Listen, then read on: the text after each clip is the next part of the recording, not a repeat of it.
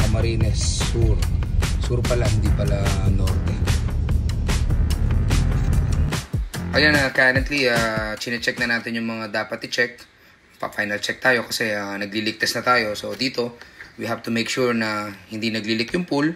At the same time, yung mga equipment natin umaandar. But unfortunately, wala silang kuryente ngayon.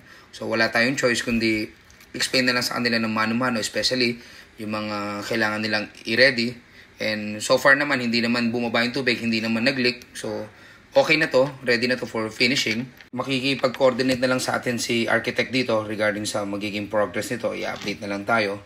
And hopefully, wala tayong maging aberya. And nakausap ko na rin naman yung owner and na-explain na rin sa kanya kung anong mga dapat gawin at kung paano yung maintenance, everything. Lahat na-explain na natin sa kanya.